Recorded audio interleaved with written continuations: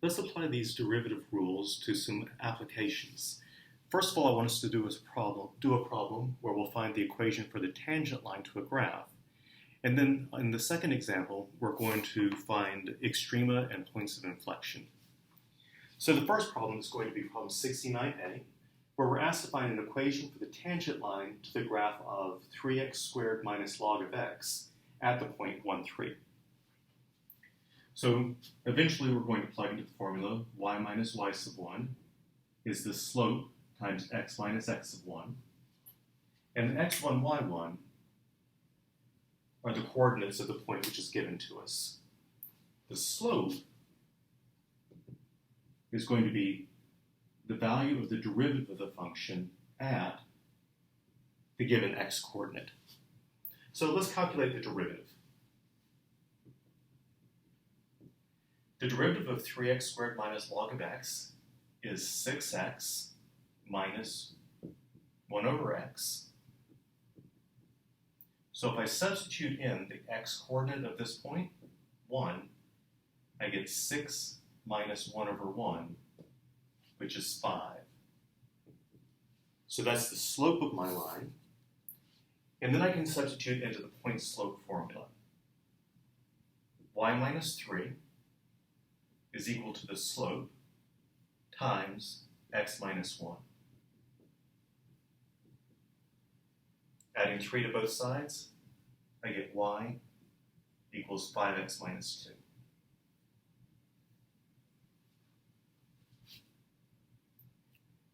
As a second example, let's look at problem number 90. This one's going to be a little bit longer.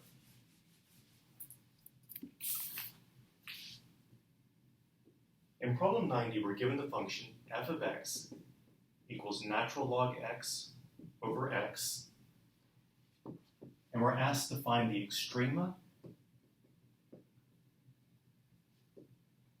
and the points of inflection.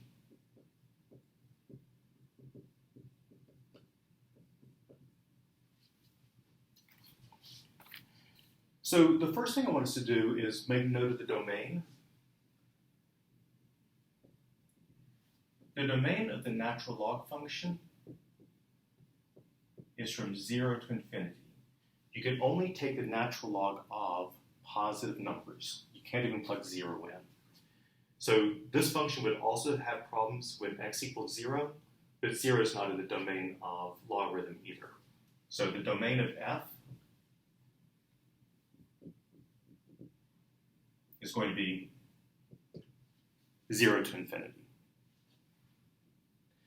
Now, first of all, let's see if we can find the extrema. To do that, we'll need to take the first derivative of f. Applying the quotient rule, it'll be the bottom times the derivative of the top, which is 1 over x, minus the top, natural log of x, times the derivative of the bottom, 1, over the bottom squared. Simplifying a bit, that's 1 minus natural log of x over x squared. Now the critical numbers are going to be the places where the derivative is either 0 or undefined. So notice that f is undefined at 0.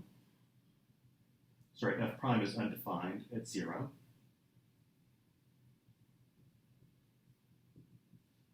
But x equals 0 is not part of the domain.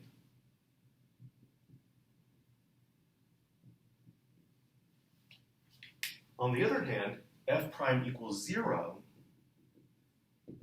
if the numerator equals 0. And that happens when natural log of x is equal to 1. But I'd like you to remember the property that we had earlier, which said that natural log of x is equal to c if and only if x is equal to e to the c.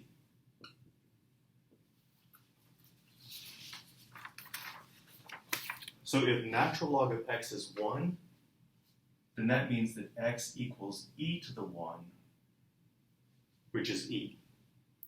So x equals e is going to be our only critical number.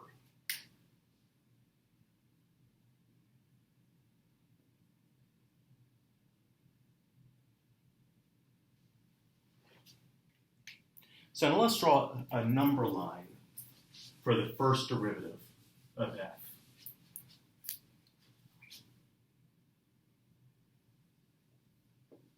First of all, remember that the domain only goes from 0 to infinity, so I don't need to draw the negative axis. And the only critical number we have to put on the graph is e. And at e, the derivative is equal to 0. Now let's choose a point in each of the two intervals. Remember that e is about 2.7. So if I want to pick a number to the left of that, I could choose x equals 1. And if I wanted to choose a number to the right,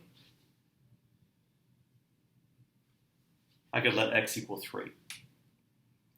And let's test each of those in the derivative, which is right here, 1 minus log of x over x squared. F prime of 1 is 1 minus natural log of 1 over 1 squared. Remember, natural log of 1 is 0, so this is 1 over 1, or 1. So f prime is positive on that first interval. In other words, the function is increasing. Substituting 3 into the first derivative, I get that f prime of 3 is 1 minus natural log of 3 over 3 squared. And here you might need to use a calculator in order to figure out what that is. But if you substitute that into a calculator, you find out that you get a negative number. Natural log of 3 is bigger than 1, so that numerator ends up being negative. So that means that after e, the function is decreasing. So using the first derivative test, we can tell that at this critical number, we have the function increasing and then decreasing, which means that I have a relative maximum at e.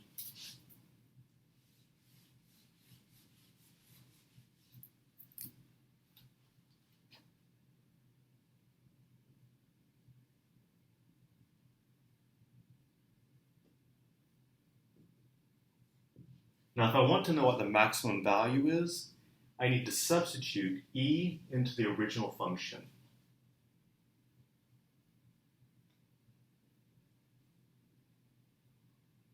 So that's going to be f of e, which is equal to natural log of e over e.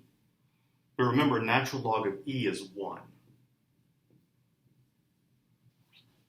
So the relative maximum value is 1 over e, and that happens when x is equal to e. Next, let's look at the second derivative in order to find points of inflection. Let me record here that for the derivative, we got 1 minus log x over x squared.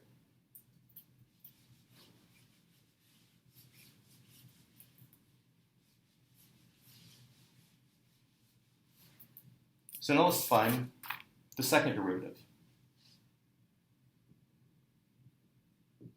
It'll be the bottom times the derivative of the top minus the top times the derivative of the bottom all over the bottom squared. So let's take those derivatives. The derivative of 1 minus log of x is going to be 0 minus 1 over x. Over here, the derivative of x squared is 2x. And on the bottom, I have x to the fourth. Simplifying, x squared times negative 1 over x is negative x. Here, if I distribute this negative 2x, I get a negative 2x, and then negative times negative is positive 2x log x, all over x to the fourth, which is negative 3x plus 2x log x over x to the fourth.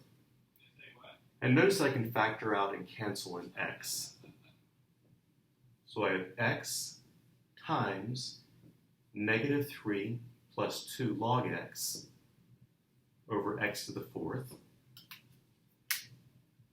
Canceling an x top and bottom, I now have an x cubed in the denominator. And I can rewrite the numerator as 2 log x minus 3.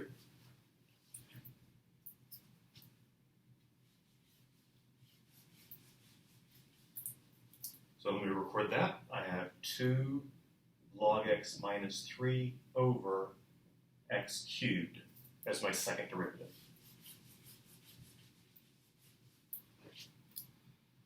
Okay, the possible places for points of inflection are going to be where the second derivative is either undefined or 0. Now the second derivative is undefined at 0, but 0 is not part of the domain, so we don't worry about that one. But we do have that f double prime equals 0 when the numerator is 0, which is when 2 natural log x minus 3 equals 0. So let's solve that for x. We'll add 3 to both sides and divide by 2. And then if natural log of x is 3/2, that means that x is equal to e to the 3/2. Once again, I'm using the fact that if natural log of x is equal to c, that means that x is e to the c. So this is the only potential place where we'll have a point of inflection. Let's see whether we really do or not. I'm going to draw a number line for f double prime. Once again, I'm only going to start at 0, since the 0 and the negative numbers are not part of the domain of f. And the only critical number I've got is e to the 3/2. Now, in order to choose points in the intervals, we kind of need to know roughly what e to the 3/2 is. If you plug it into your calculator, you get that it's about 4.48.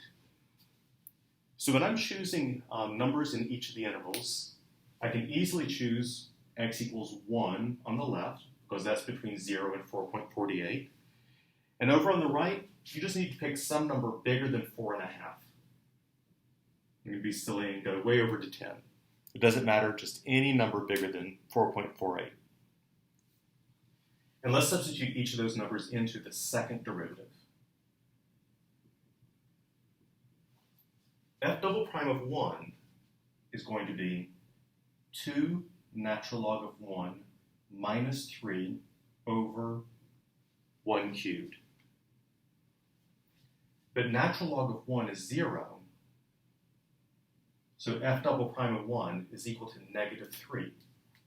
So the second derivative is negative.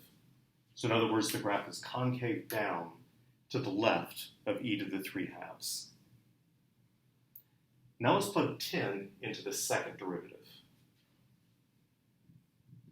So f double prime of 10 is 2 times natural log of 10 minus 3 over 10 cubed. So you need to substitute that into your calculator. If you do, you will find out that you got a positive answer.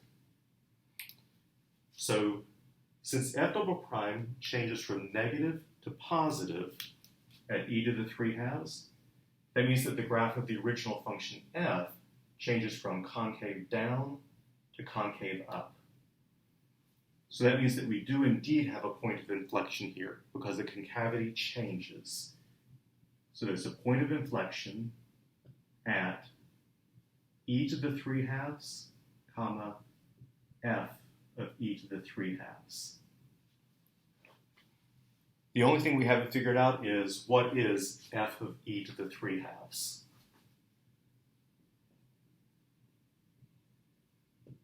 So let's substitute e to the 3/2 back into the original function. That'll be natural log of e to the 3/2 over e to the 3/2. And natural log of e to the 3/2 is 3/2. So this is 3/2 over e to the 3/2. Or I could write that as 3 over 2 e to the 3/2. And this would be the y coordinate at the point of inflection.